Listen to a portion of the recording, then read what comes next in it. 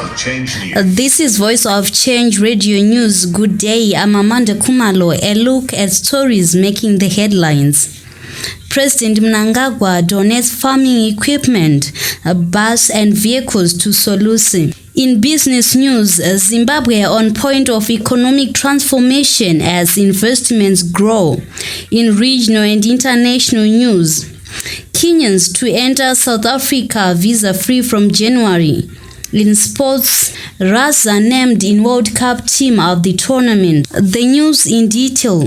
President Mnangagwa donated an assortment of equipment that will help transform the Seventh-day Adventist-run Solusi University in Fig Tree, with the consignment including tractors with plows, planters and harrows, and a 40-seater bus. The donations were unveiled at the institution's 26th graduation ceremony by guest of honor and businessman Mr. Kudakwashi Tagwirei, who is also the founder and chief executive of Sakunda Holdings and an elder in STA.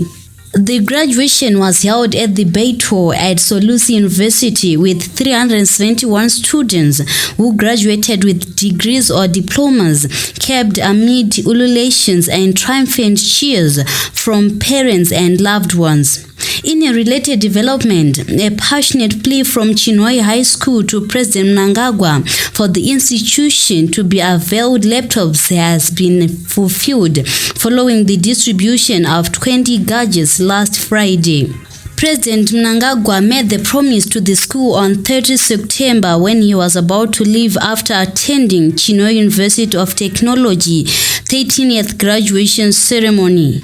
In business news, the Second Republic has created an enabling environment for businesses to thrive, as demonstrated by the growing number of companies reporting healthy profits while committing to undertake additional investments. Since its inception in 2017, the administration of President Mnangagwa has made it a priority to improve the investment climate, enhance the ease of doing business, deepen engagement and re-engagement with global countries and multilateral and bilateral partners, and institute reforms for faster and sustainable growth and prosperity of all citizens. After nearly 2 decades of meltdown compounded by illegal Western sanctions and isolation of Zimbabwe from the global family of nations for such a long time, resolving the country's economic fractures was never going to be easy and an overnight job. Moving on to regional and international news.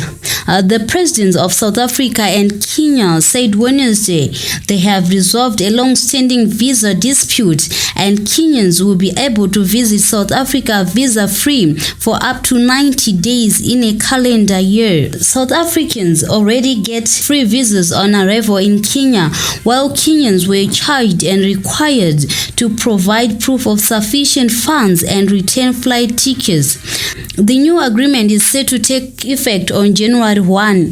South African President Cyril Ramaphosa was in Kenya on his first official trip to the country. President Ramaphosa and Kenyan President William Ruto praised the Ethiopian peace agreement signed last week in South Africa and brokered by the African Union.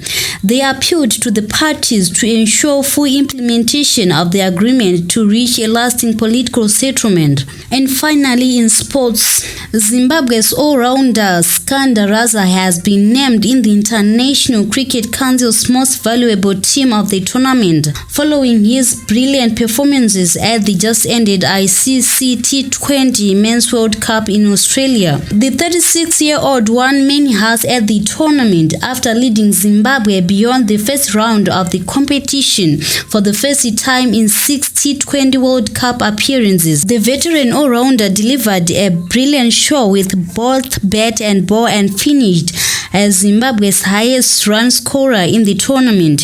He was outstanding with the bat to get Zimbabwe into the Super 12 stage, and his 3-wicket salvo helped set up the show queen over Pakistan.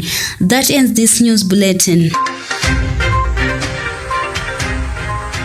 Voice of Change News.